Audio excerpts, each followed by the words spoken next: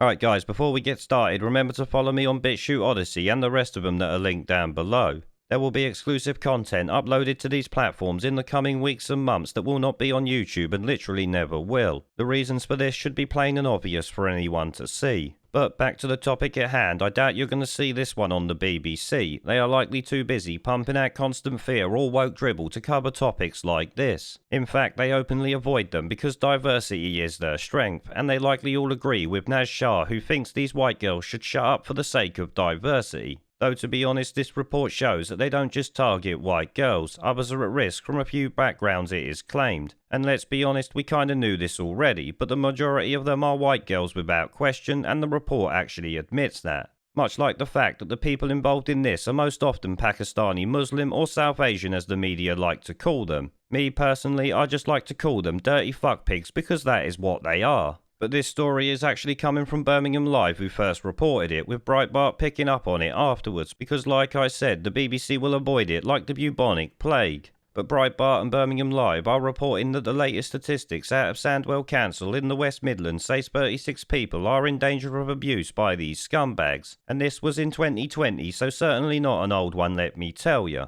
The people in danger are actually aged between 9 and 22 years old. Yeah, you heard it right, 9 years fucking old. Showing there is clearly no limit to the depravity of these septic spots on the arse of humanity. It's actually a shame that we don't have medieval justice in the UK these days, I have to say. Now, the report itself states that 2/3 of the victim was listed as being white British or white other, compared to 9 of mixed race and 1 from a Pakistani heritage, showing clearly that they favour white girls as we know, but will also go for mixed race girls of who knows what origins, and even a Pakistani girl, the latter likely to be a bit too westernised for these deranged scumbags to put up with. So indeed they will treat her like they do the other girls who they clearly fucking hate, because we know the reasons why they're doing this. If it was on the other boot, it would be considered a hate crime, but as it's going the other way, they don't give a fuck. The police are included in that, of course. It goes on though, the report found out that overall 84% of grooming gang crimes were committed by Muslim men of South Asian backgrounds. Imagine my fucking shock at that one.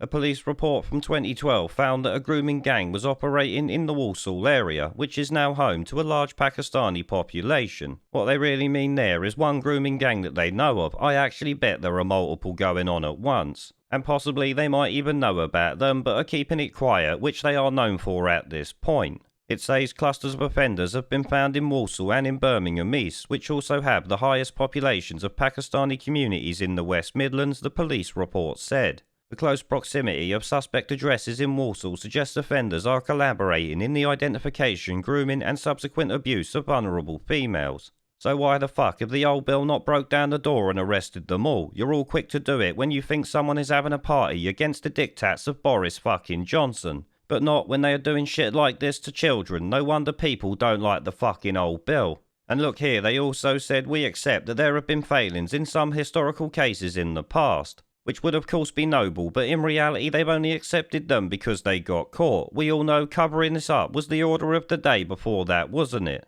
Which is something it actually points out here. In March of this year, a victim in Walsall said that the police had ignored her pleas for help, with officers reportedly claiming that the child was prostituting herself. I was 12 or 13 when I went with my mum to the police to report the first rape, but a female police officer accused me of lying and that just broke me. So yeah, I would say the police failed them miserably, and that is being generous. I mean, for any copper to say that a child is there prostituting themselves out has to be one of the scummiest things I've ever heard. I mean, it goes without saying that it's impossible for a child to prostitute themselves because they are not legally able to give consent. This literally makes them a victim and anyone involved a dirty nonce cunt, end of fucking story. Anyone who thinks differently clearly deserves a fucking job at Netflix. And actually, let's be honest, with a 9-year-old girl identified as still being at risk from these gangs, I would say they are still failing these girls. If you know they are at risk and know the addresses of the scumbags, go and fucking take them down. It's common sense after all. Now though, I have to say it's also the government and media failings contributing to this embarrassing clusterfuck that is destroying the lives of 19,000 kids a year, figures suggest. Their complicity in all this must never be forgotten, let me tell you.